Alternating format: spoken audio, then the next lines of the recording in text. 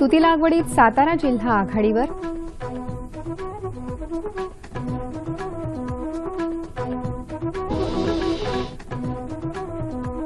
देशात गेल्या जुलै-ऑक्टोबर दरम्यान दूध उत्पादनात 4.5% वाढ, कृषी खात्याचं सर्वेक्षण. आणि कांद्यासाठी आजपासून अतिरिक्त मालगाडी सोडण्याचा मध्य रेल्वेचा निर्णय.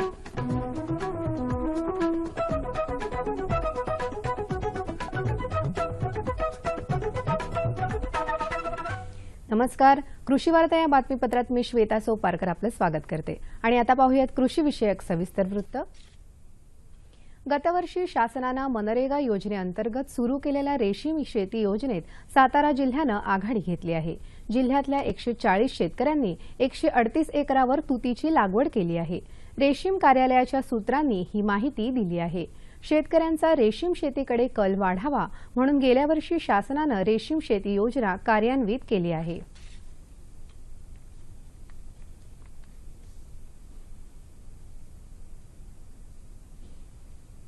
देशात गेल्या जुलै ते ऑक्टोबर दरम्यान दूध उत्पादनात 4.5% वाढ होऊन ते 54.50 दशलक्ष टनांवर पोहोचलं आहे. कृषी खात्यानं केलेल्या सर्वेक्षणातून ही माहिती प्राप्त झाली आहे. केंद्र सरकारनं देशातली राज्य, केंद्रशासित प्रदेशात पशुधन उत्पादनाबाबत हे सर्वेक्षण केलं होतं.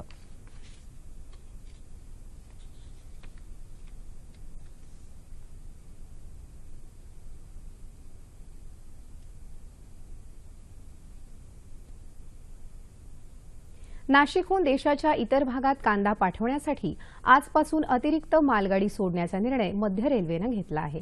यंदा कांद्याचे मोठ्या प्रमाणात उत्पादन झाल्यानं रेल्वे मंत्रालयाकडे मालगाडीची मागणी करण्यात आली होती. या मागणीचा विचार करून रेल्वे मंत्रालयानं हा निर्णय घेतला आहे. सध्या नाशिकहून 3 मालगाड्या सोडल्या जातात.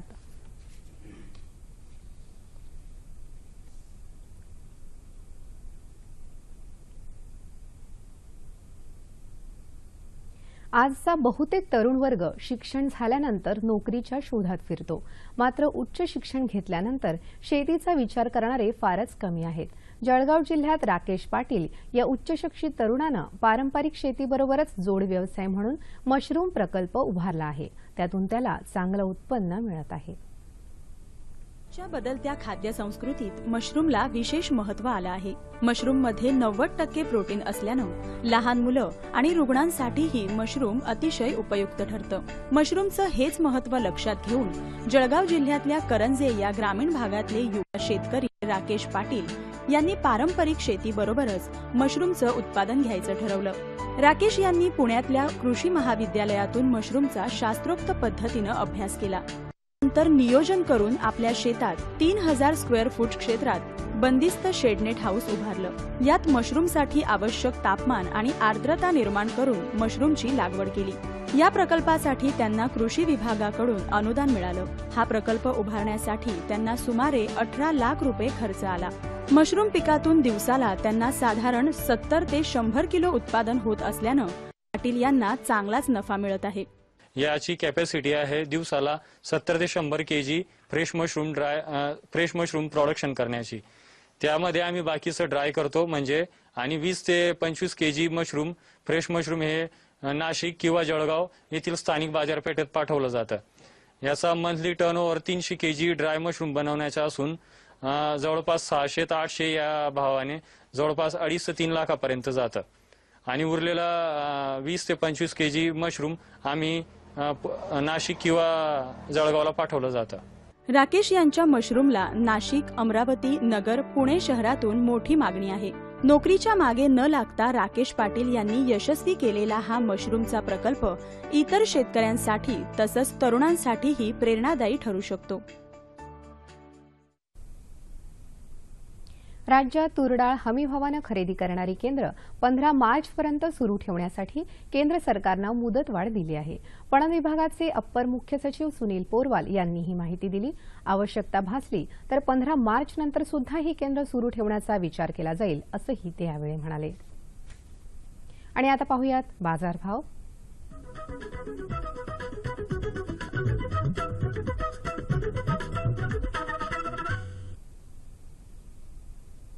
जाणून घेऊया अहमदनगर कृषी उत्पन्न बाजार समितीकडून दिनांक 18 फेब्रुवारी रोजी प्राप्त झालेले शेतमालाचे बाजारभाव. हे भाव शेतीमालाच्या उत्पादकांसाठी आहेत. निराळा उल्लेख नसल्यास हे भाव प्रति क्विंटल आहेत. गहू कमाल 1900 रुपये प्रति क्विंटल, किमान 1900 रुपये प्रति क्विंटल. बाजरी 1200, 1150. ज्वारी 2250, 2200. भेंडी 2500, 1500. वांगी 700, 500. कोबी 400, 200. संत्री 2500, 1500. द्राक्ष 2500, 3500 आणि लिंबू कमाल 1500 रुपये प्रति क्विंटल, किमान 1000 रुपये प्रति क्विंटल. बाजारभावाविषयक अधिक माहितीसाठी www.agmarknet.nic.in या संकेतस्थळाला भेट द्या. आणि आता पाहूयात हवामानाचा अंदाज.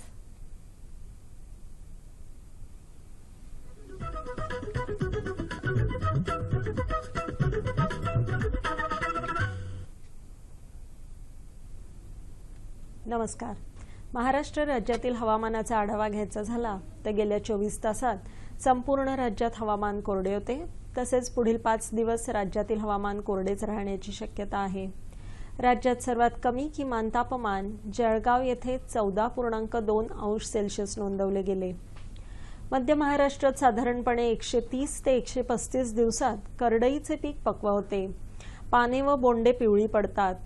शेतकरी बंधूंनी अशा पक्व पिकाची काढणी सकाळी करावी, कारण सकाळी हवेत आर्द्रता जास्त असल्याने दाणे गळत नाहीत व हाताला काटे टोचत नाहीत. कांदा पिकावर सध्याच्या वातावरणामुळे फुलकिडींचा प्रादुर्भाव वाढू लागला आहे. हे प्रमाण फिप्रोनिल 15 मिलीलिटर प्रति 10 लिटर पाणी अधिक 10 मिलीलिटर स्टिकर या प्रमाणात 10 ते 15 दिवसांच्या अंतराने पाठीवरील साध्या हातपंपाने फवारावे. उन्हाळी टोमॅटोची लागवड चालू झालेली आहे. टोमॅटो पिकात पर्णगुच्छ म्हणजेच लीफ कर्ल रोगाचा प्रसार पांढरी माशी मार्फत होतो आणि टोमॅटो स्पॉटेड विल्ट व्हायरस फुलकिडी मार्फत होत असल्याने या किडींचे नियंत्रण वेळीच करणे गरजेचे असल्याने रोगग्रस्त झाडे दिसताच उपटून त्यांचा नायनाट करावा. डाळिंबावर फळ पोखरणाऱ्या अळीच्या व्यवस्थापनासाठी 5% निंबोळी अर्क किंवा 20 मिलीलिटर निंबोळीयुक्त कीटकनाशक प्रति 10 लिटर पाण्यात मिसळून फवारावे. मराठवाडा विभागात वेळेवर पेरणी केलेल्या हरभरा पिकाची काढणी करावी.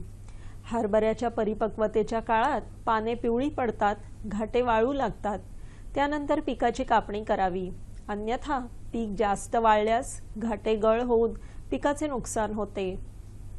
गहू पिकास दाणे भरण्याच्या अवस्थेत पाणी द्यावे. संत्र मोसंबी बागेत ठिबक सिंचन संच असल्यास आवश्यकतेनुसार 8 ते 10 दिवसांच्या अंतराने दिवसातून 2 तास पाणी द्यावे. डाळिंब पिकात फळ पोखरणाऱ्या अळीच्या व्यवस्थापनासाठी 5% निंबोळी अर्क किंवा कडुनिंबयुक्त कीटकनाशक एझाडिरेक्टिन 10,000 ppm 2 मिलीलिटर प्रति लिटर पाण्यात मिसळून फवारणी करावी. धन्यवाद. आणि आता जाणून घेऊयात राज्यातल्या प्रमुख शहरांचं तापमान कमाल आणि किमान अंश सेल्सिअसमध्ये. मुंबई कमाल 35, किमान 23 अंश सेल्सिअस. पुणे 37-18. नागपूर 36-15. औरंगाबाद 36-17. सोलापूर 37-16 आणि नाशिक कमाल 36, किमान 15 अंश सेल्सिअस. हवामानविषयक अधिक माहितीसाठी www.imdmumbai.gov.in या संकेतस्थळाला भेट द्या. याबरोबरच आजच्या कृषी वार्ता संपल्या. पुन्हा भेटूया पुढील कृषी वार्तामध्ये. तोपर्यंत नमस्कार.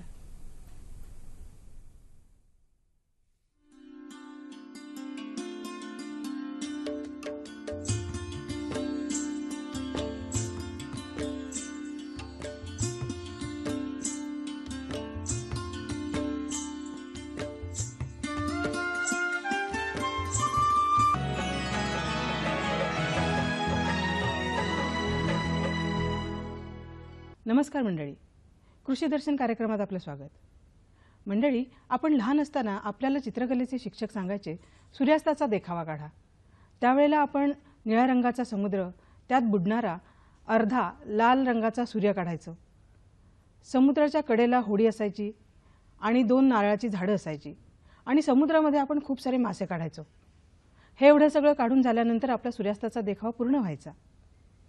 मंडळी, आता तंत्रज्ञान खूप बदललंय, खूप विकसित झालंय, खूप प्रगत झालंय आणि माशांची शेती आपण पाण्याव्यतिरिक्त सुद्धा समुद्राव्यतिरिक्त सुद्धा करू शकतो.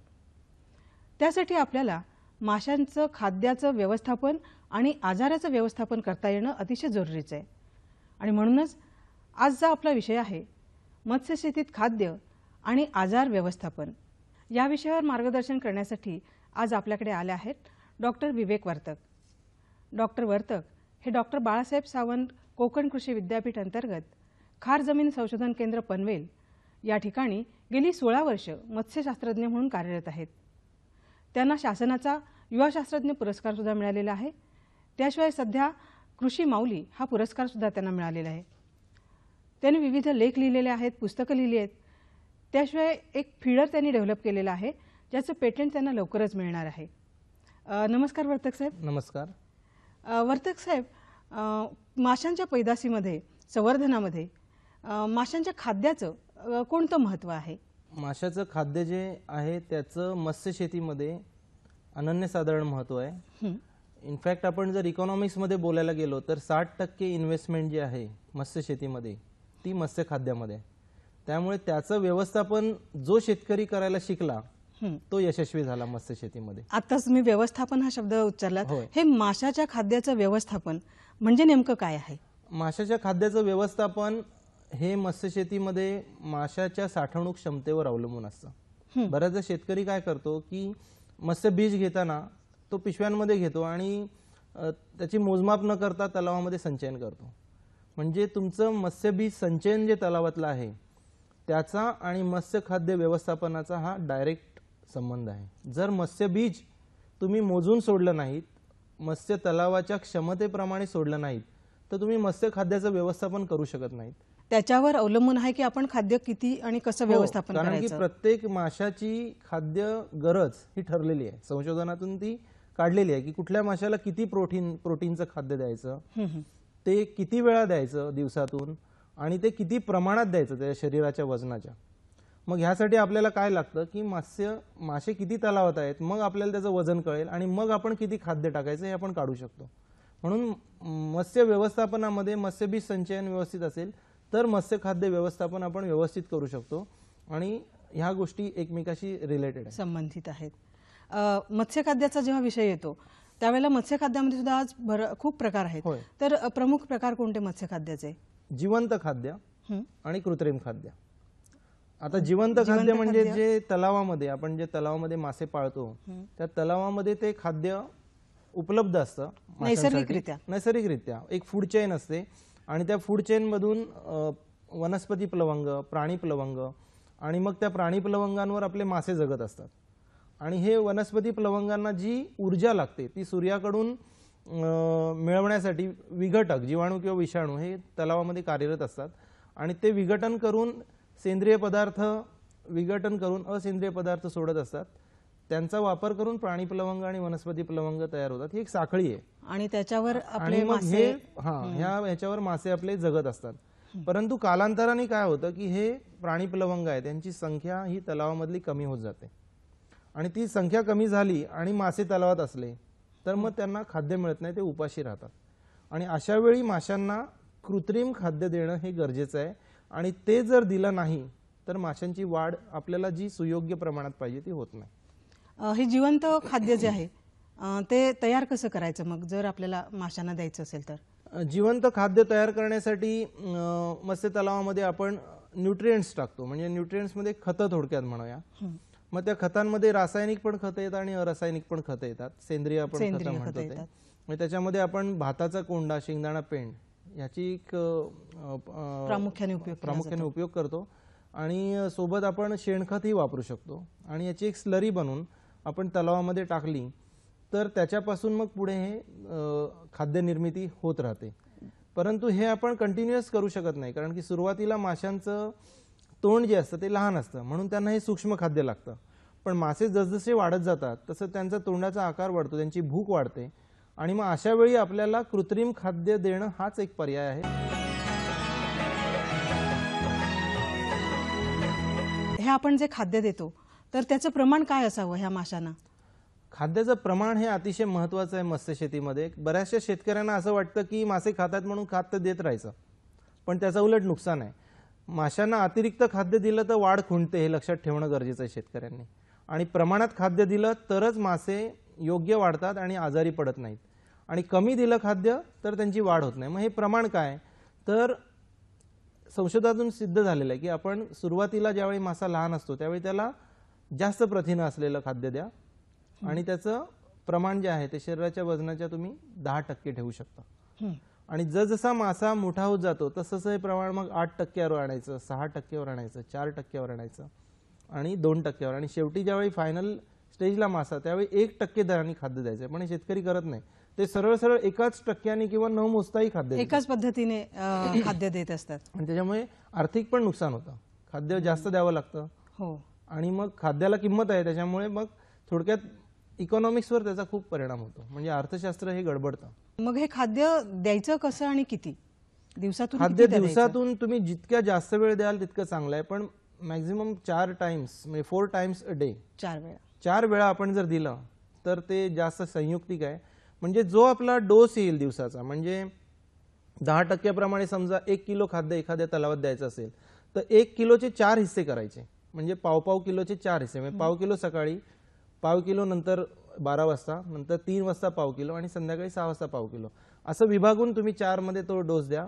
जेवढं तुम्ही विभागून द्याल तेवढं माशाला पचन करायला वेळ चांगला मिळतो आणि माशाची वाढही चांगली होते. एकदा जर खाद्य टाकलं तर मासा तो खातो आणि त्याच्या पचन संस्थेवर ताण येतो आणि त्याच्यामुळे माशांची वाढ होत नाही. तरंगणारं खाद्य बुडणाऱ्या खाद्यापेक्षा कोणकोणत्या दृष्टीने चांगलं आहे? महत्वाचं बुडत नाही, 100% माशाच्या पोटात जातं.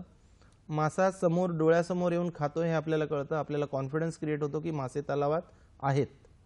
आणि बुडणाऱ्या खाद्यामध्ये ते खाली गेल्यामुळे आपल्याला कळत नाही आपल्या तलावात किती मासे आहेत. तिसरं म्हणजे हे 12 ते 14 तास पाण्यावर तरंगत राहतं. खाल्लं गेलं नाही तर ते पाणी खराब करत नाही, कारण की ते पूर्णपणे तलावाच्या सरफेसवर तरंगत राहतं. आणि ह्याच्यामुळे खाद्य गुणोत्तर प्रमाणांक म्हणजे FCR, food conversion ratio. Food conversion ratio म्हणजे काय की 1 किलो मासा तयार होण्यासाठी किती किलो खाद्य आपण मत्स्यशेतीमध्ये देतो. तो FCR जेवढा कमी तेवढं आपण शेतकरी फायद्यात असतो. म्हणजे फॉर एक्झाम्पल 1.5 FCR जर आपल्याला मत्स्यशेतीत मिळाला म्हणजे 1 किलो मासा तयार होण्यासाठी 1.5 किलो खाद्य आपल्याला लागलं. तो जर FCR 2 झाला म्हणजे आपलं खाद्य जास्त गेलं, मग आपलं इकॉनॉमिक्स अर्थशास्त्र हे गडबड झाली असं त्याचा अर्थ होतो. आणि मग हा FCR आहे, हा कृत्रिम खाद्यामध्ये जे आपण भाताचा कोंडा आणि शेंगदाणा पेंड टाकतो तो 3.5 आहे, खूपच जास्त. आणि तरंगणाऱ्या खाद्याचा हाच FCR 1.5 ते अजून चांगलं नियोजन केलं तर 1.25 पर्यंत पण येतो. कितीतरी आर्थिक फायदा आहे, आर्थिक फायदा आहे शेतकऱ्यांसाठी. पण डॉक्टर साहेब, जेव्हा तरंगणारं खाद्य आपण माशांना देतो तर त्यावेळेला पक्ष्यांचा सुद्धा आपल्याला उपद्रव होत असतो. आम्ही स्वतः हे ज्यावेळी खाद्य वापरायला लागलो त्यावेळी आम्हाला हा एक प्रॉब्लेम दिसून आला की ज्यावेळी आम्ही हे टाकतो याच्यामध्ये फिशमील असतं, ज्याला एक चांगली म्हणजे पक्ष्यांना ते लगेच कळतं की हे खाद्य खूप चांगलं आहे. मग पक्षी येऊन ते खाण्याचा प्रयत्न करतात. म्हणून त्याच्यावर उपाययोजना अशी आहे की आपला तलावावर सरळ आपण जाळी मारायची. ती जाळी मारल्याने पक्षी येत नाहीत. आणि जर हे शक्य नसेल तर आम्ही नुकताच एक संशोधनातून एक खाद्य फीडर आम्ही डेव्हलप केलाय. आणि तो फीडर असा आहे की त्याच्यामधनं जर फीडिंग केलं तर ते पक्ष्याच्या हातात लागत नाही. तर आमच्याकडे अशी काही हे आहे की पक्षी त्या फीडरवर बसतो आणि बघतो कधी खाद्य मिळेल मला, पण ते त्याला मिळू शकत नाही, अशी पण हे झालेली आहे. नुकताच आम्हाला विद्यापीठामार्फत त्याचं पेटंट दाखल करायला परवानगी मिळाली आहे. ते झाल्यावर त्याचं पेटंट म्हणून आम्ही शेतकऱ्याला ते देणार आहोत अल्पदरात. म्हणजे असं आमचं पुढचं प्लॅनिंग आहे. म्हणजे डॉक्टर साहेब, ज्यावेळेला आपण खाद्य माशांना देत असतो त्यांच्या वाढीसाठी प्रथिनं अतिशय आवश्यक घटक आहे. नक्कीच. तर ही प्रथिनं कुठून मिळवता, त्यांचे स्रोत काय आहेत, म्हणजे कुठून उपलब्ध होतात तुम्हाला जेणेकरून तुम्ही ती खाद्यामधून आपण शेतकऱ्यांना देऊ शकतो? प्रथिनं हा अतिशय महत्त्वाचा मुद्दा आहे मत्स्य खाद्यामध्ये, जो त्याची कॉस्ट ठरवतो आणि ती उत्तम प्रतीचीच असायला पाहिजे प्रथिनं. सोयाबीन पण आपल्याला प्रथिनं देतं, पण ते सोयाबीनचं प्रथिन हे आपल्याला जास्त प्रमाणात घेतलं तर त्याचा खूप धोका आहे. खाद्यामध्ये सोयाबीनच्या प्रथिनांचं प्रमाण फार कमी असायला पाहिजे.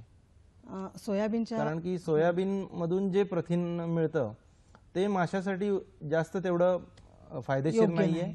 आणि तसे मासे जे आहेत, सोयाबीन अमेरिकेमध्ये तुम्हाला माहिती असेल, सोयाबीन तर आता हेच आहे, तर ते प्रथिनं फिश मिल बेस असायला पाहिजेत. म्हणजे माशाची कुटी आहे त्याच्यातून ओमेगा 3 फॅटी ॲसिड हे आपल्याला माशाच्या फिश मिल मधनं माशाच्या खाद्यात येतं, मग तिथून माशाला मिळतं आणि मग ते माणसाला मिळतं. असं तो एक सिक्वेन्स आहे. त्याच्यामुळे फिश मिल बेस असलेलं खाद्य जर आपण वापरलं तर आपल्याला माशाची वाढ ही चांगली होते आणि ते प्रथिनाचं एक चांगलं स्तोत्र आहे आणि मासे चवीलाही खूप चांगले होतात. हे आम्ही स्वतः अनुभवलेलं आहे. पाण्याचा जो दर्जा आहे तो कसा आपण मिळवायचा किंवा मेंटेन करायचा? महत्वाचं म्हणजे आपल्या इथे काय होतंय की शेतकरी मोजून मासे टाकत नाही, ते टाकणं गरजेचं आहे. पाण्याची गुणवत्ता ढासळण्यासाठी संचयन क्षमता ही तुम्ही विचारपूर्वकच करायला पाहिजे. माझ्याकडे असेही शेतकऱ्यांचे फोन येतात की आम्ही 10 गुंठ्यामध्ये 1-1 लाख मासे सोडलेले आहेत आणि मग काय होतं, या 1 लाख माशांसाठी तेवढ्या प्रमाणात खाद्य द्यावं लागतं. त्या खाद्यामधून मासे खाद्य खातात, त्यांचं विष्ठा पडते आणि ती विघटित होत नाही आणि ती विष्ठा विघटित झाली नाही की त्याच्यामुळे पाण्याची गुणवत्ता ढासळते. त्याच्यामुळे महत्त्वाचा घटक आहे की संचयन क्षमता ही तज्ज्ञांच्या सल्ल्याप्रमाणे करा. खूप जास्त मासे स्टॉक केले म्हणजे उत्पादन खूप जास्त मिळेल हा समज सोडून द्यायचा आहे. कारण की खूप जास्त मासे एखाद्या खोलीमध्ये जर 10 लोक कम्फर्टेबली बसू शकत असतील आणि अशा खोलीमध्ये आपण जर 1000 लोकांना आणून बसवलं तर सगळ्यांनाच त्याचा त्रास होईल आणि हे माशांसाठी पण आहे. जेवढी संचयन क्षमता संशोधनातून सिद्ध झालेली तेवढी सोडली तर पाण्याची गुणवत्ता ढासळत नाही आणि मासे आजारी पडत नाही. स्निग्ध पदार्थ सुद्धा आवश्यक आहेत. मत्स्य खाद्यामध्ये फिश ऑइलचं इन्कॉर्पोरेशन केलं जातं. म्हणजे फिश ऑइलचं प्रमाण दिलं की मग त्याच्यामध्ये 6% पासून ते 3% पर्यंत ही मेद असलेली खाद्य उपलब्ध आहेत आणि त्यांचा वापर केल्याने खूप चांगले फायदेही आहेत. डॉक्टर साहेब, माणसे आजारी पडली की आपण ओळखू शकतो, पण हे मासे पाण्यामध्ये असतात, ते आजारी पडलेत हे आपण कसं काय ओळखायचं आणि मग त्यांचा तो आजार नियंत्रणात कसा आणायचा? मासे आजारी पडले की ते सरळ तलावाच्या सरफेसवर येऊन तोंड हलवायला लागतात. ती एक त्यांची खूण आहे. अगदी जवळ घेतलं तर शरीरावर त्यांच्या लाल चट्टे, पांढरे डाग असं दिसतात. त्याच्यावरून आपल्याला समजतं की ते त्यांची आजारी पडण्याची लक्षणं आहेत. आजारी पडायला लागले की मी पहिलं एक सांगतो की prevention is better than cure. म्हणजे मासे आजारी पडू नये म्हणून व्यवस्थापन चांगलं करा, मासे कधीच आजारी पडत नाहीत. पण त्यातून पडले आजारी तर प्रजैविकांचा वापर हा अतिशय फायदेशीर आहे.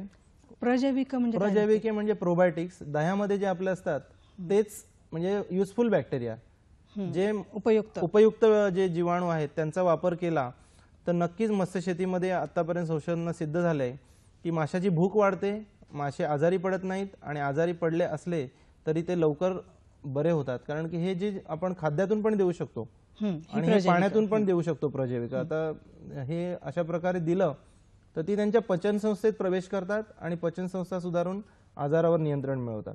आणि पाण्यातून द्यायचं झालं तर पाण्याची गुणवत्ता चांगली होते, ती मातीत जातात प्रजैविक आणि विघटनाचं प्रमाण वाढतं आणि त्याच्यामुळे पाण्याचा पोत सुधारतो आणि मासे त्याच्यातून बरेही झालेले आम्हाला आमच्या संशोधनातून आणि बरेचसे शेतकरी यातनं माशांना बरे करू शकलेले आहेत. आणि अशा प्रकारचा जर प्रजैविकांचा वापर केला तर अतिशय चांगला फायदा शेतकऱ्यांना होऊ शकतो. जाता जाता थोडक्यात आपण याविषयी आमच्या शेतकरी बांधवांना काय सांगाल की मत्स्यशेतीच्या बाबतीत त्यांचं खाद्य आणि आजार नियंत्रण? मत्स्यशेती करताना मला एवढंच सांगायचं आहे की खाद्य व्यवस्थापनात खाद्य मोजून द्या, बीज संचयन करताना मोजून करा आणि पीएच पाण्याचा जरूर मोजा. पीएच वर बरंच काही आजार आणि व्यवस्थापनाचं हे आहे. पीएच संतुलित करण्यासाठी डोलामाइटचा वापर संवर्धनादरम्यान करा आणि चुन्याचा वापर संवर्धनापूर्वी करा आणि सर्वात महत्त्वाचं म्हणजे आजार येऊन देऊ नका. व्यवस्थापन चांगलं ठेवलं, prevention is better than cure. मंडळी, आपल्याला डॉक्टर वर्तक साहेबांनी मत्स्यशेतीमध्ये माशांचं आरोग्य कसं राखायचं, त्यांचं खाद्याचं व्यवस्थापन कसं करायचं, त्यांच्या वाढीच्या जशा जशा स्टेजेस आहेत त्याप्रमाणे कसं खाद्य द्यायचं आणि त्यांची योग्य वाढ कशी करायची, त्यांचा आजार कसं नियंत्रणात आणायचा, त्याचं व्यवस्थापन कसं करायचं, या संबंधी मगाचपासून खूपच उपयुक्त अशी माहिती दिलेली आहे. मला वाटतं आपण ती लक्षपूर्वक ऐकलेली आहे आणि आपण या माहितीचा जास्तीत जास्त वापर कराल आणि आपल्या मत्स्यशेतीमध्ये जास्तीत जास्त नफा मिळवाल अशी मी आशा बाळगते. डॉक्टर वर्तक साहेब, आज आपण इथे आलात आणि आमच्या शेतकरी बंधूंना मत्स्यशेतीमध्ये खाद्य आणि आजार व्यवस्थापन याविषयी फारच उपयुक्त माहिती करून दिलीत. त्याबद्दल मी आपले दूरदर्शनच्या वतीने आभार मानते. धन्यवाद. धन्यवाद.